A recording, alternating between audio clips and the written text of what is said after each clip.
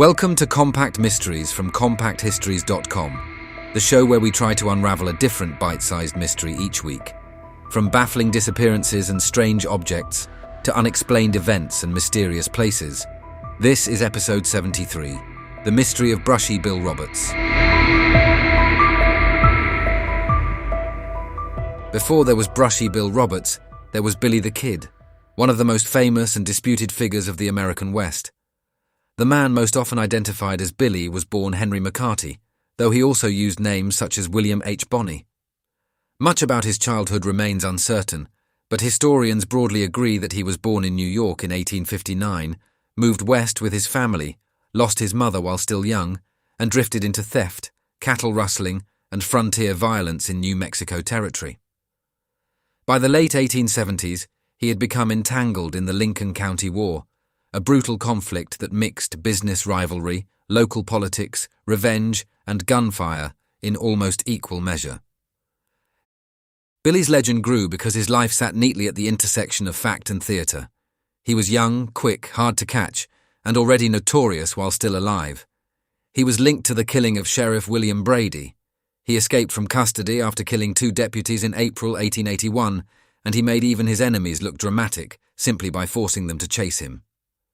The accepted historical account says that Sheriff Pat Garrett finally caught up with him on the night of the 14th of July, 1881, at Pete Maxwell's ranch in Fort Sumner, New Mexico, and shot him dead.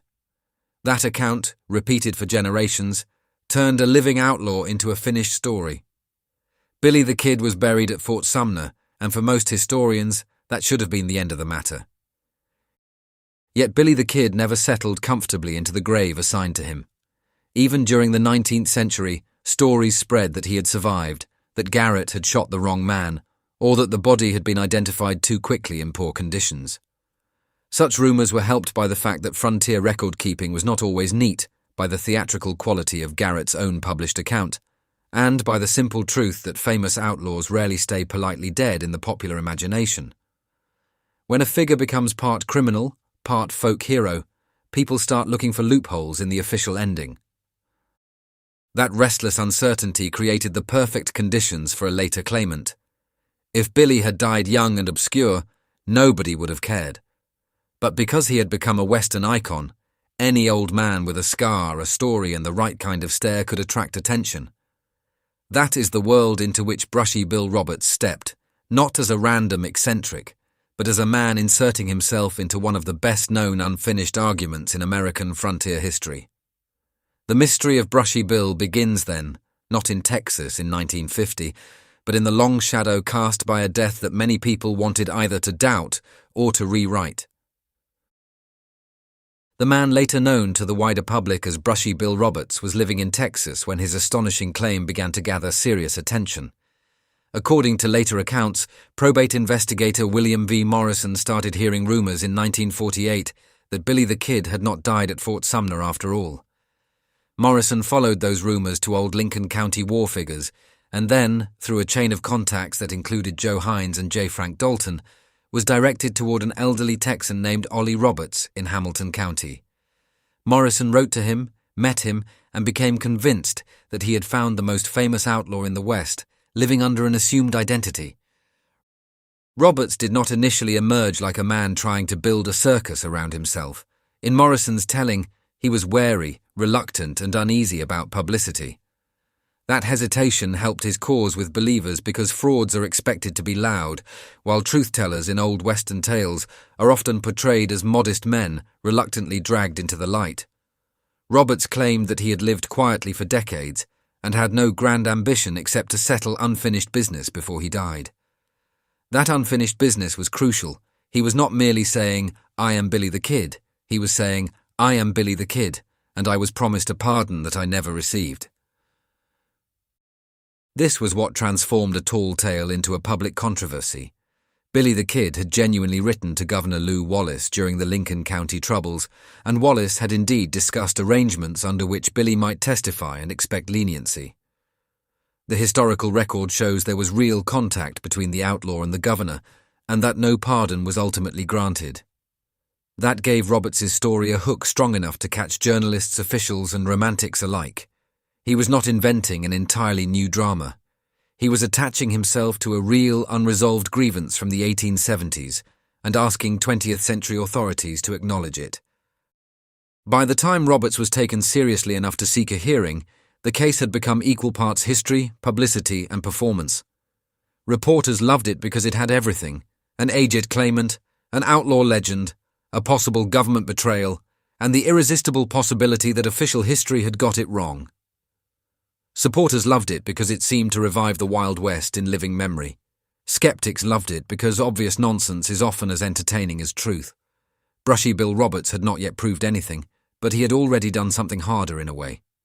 He had forced people to reopen a story most assumed had closed in 1881.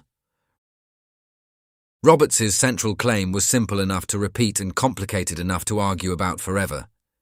He said he was Billy the Kid, and that he had survived the supposed killing by Pat Garrett.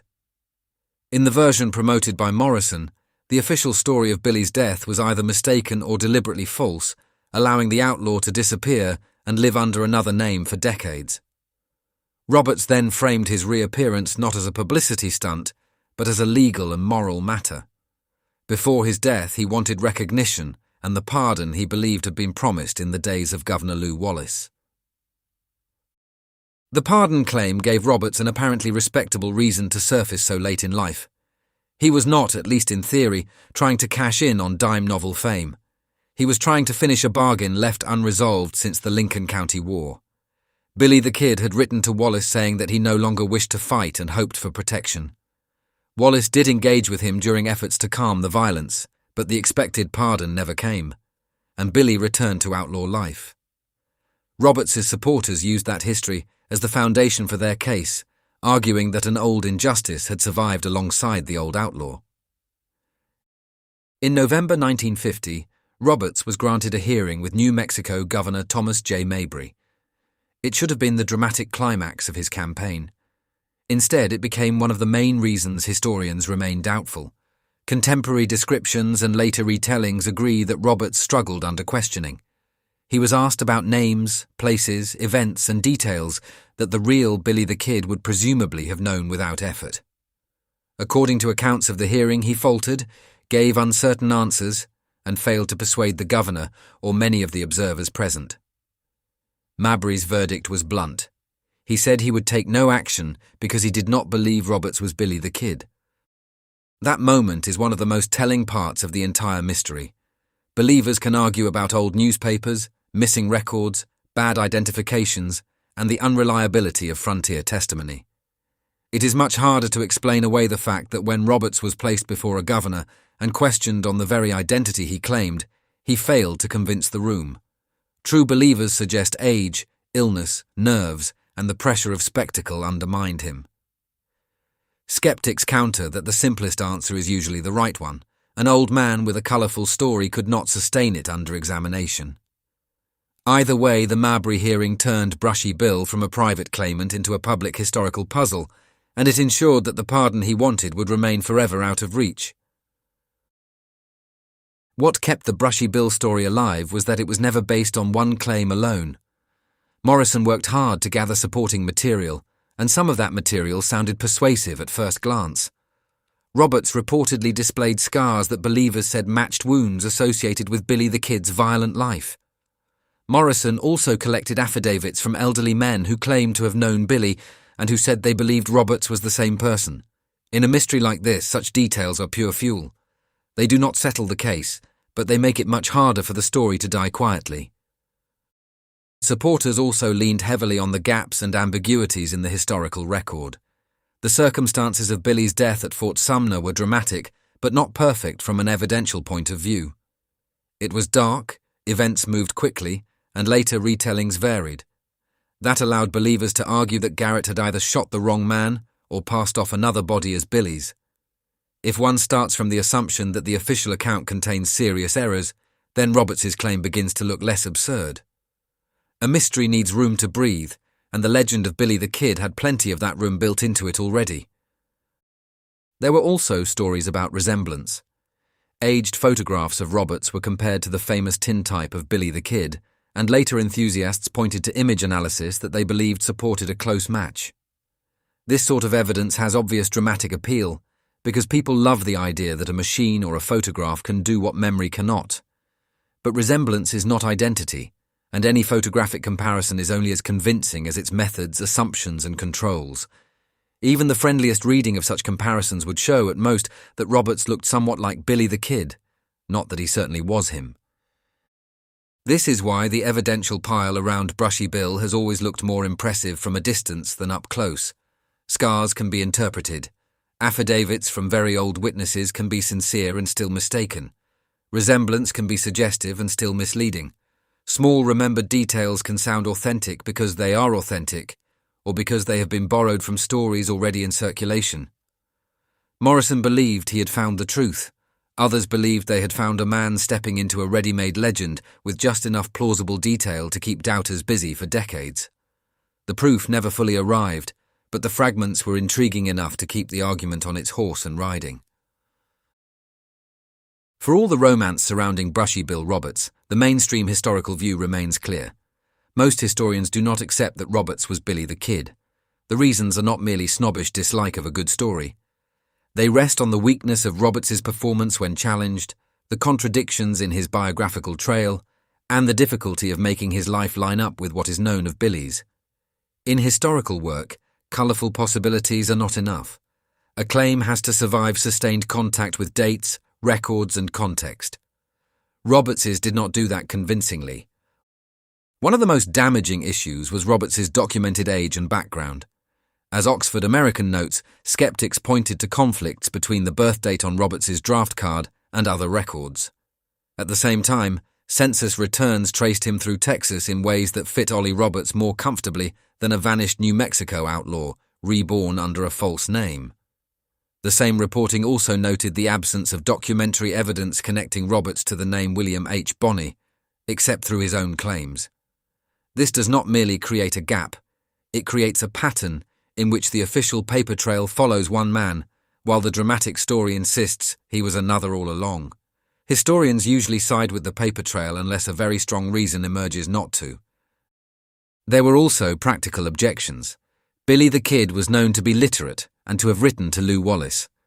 Roberts, according to long-standing criticism of his case, did not fit comfortably with that profile. His command of historical detail also seemed uneven in the worst possible way, sometimes vivid in anecdote, then vague when pressed on basic matters that should have been second nature. This is often where myth-making reveals itself. The storyteller remembers the good bits, the bits with smoke, horses, betrayals, and scars, but struggles when asked to produce the dull little details that actual life leaves behind like muddy footprints. In the end, the historical consensus is not that every question around Billy the Kid has been solved with perfect elegance. Rather, it is that Roberts did not provide a better answer than the accepted one. Pat Garrett's account may not be beyond criticism, and the West was never a paradise of tidy evidence.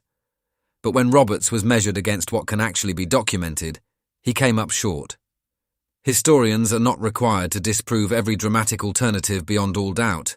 They are only required to ask which explanation is best supported. So far, the answer remains the old one. Billy the Kid died in Fort Sumner in July 1881, and Brushy Bill Roberts was almost certainly not him. If the evidence is weak, why does the mystery persist? Part of the answer is that Brushy Bill Roberts arrived at exactly the right moment. He surfaced late enough that most direct witnesses were gone, or very old, but early enough that newspapers, local memory, and Wild West mythology could still feed each other. He also offered a version of the story that people badly wanted to hear. The famous outlaw had not died young in a dark room. He had outlived his enemies, slipped away from history, and returned in old age asking only for justice. That is not just a claim. It is a perfect Western ending, and that is precisely why it remains so stubbornly attractive. There is also something uniquely durable about mysteries built from partial evidence rather than total invention. Brushy Bill's claim was not absurd in the way a flying saucer over Fort Sumner would be absurd. It touched real people, real letters, real grievances, real names, and real historical blind spots. That gave later books, documentaries, museums, and enthusiasts enough material to keep asking the question. Hico, Texas, embraced the legend, and the story became part tourism, part folklore, part local identity. Once a community adopts a mystery, the mystery gains shelter and a gift shop, which is usually a sign it has no intention of leaving. Another reason the case lingers is that it exposes how history and legend constantly wrestle with each other. Billy the Kid was already a myth while he was still alive, and Brushy Bill stepped into that myth rather than into a purely factual record. Even people who reject his claim often admit that there are odd corners to the story, unprovable details, contested memories, and stubborn regional loyalties. The evidence does not show Roberts to be Billy the Kid, yet it also does not allow a fully confident explanation of why he claimed to be him. That unresolved human motive keeps the case interesting even when the identity question seems largely settled. So the mystery of Brushy Bill Roberts survives not because historians are secretly convinced, but because legend is stronger than neat closure. The official answer is still the most persuasive one. Roberts almost certainly was not Billy the Kid. Yet his story continues to ride alongside the accepted history like a second horse on the trail, never quite overtaking it, never quite dropping away. That brings us to the end of this episode of Compact Mysteries, part of the Compact Histories Network. If you enjoyed it, please follow or subscribe wherever you're listening so you don't miss any future episodes, and consider leaving a rating or review, as it really helps new listeners find the show. You can find more episodes at compactmysteries.com, where you can also explore our other podcasts covering biographies, history, disasters, warfare, and true crime. You can also follow us on Facebook, Instagram, and Pinterest. Finally, please consider supporting the show directly by buying us a coffee. Head on over to compacthistories.com/mysteriescoffee to see how. Thanks for listening, and I'll see you next time.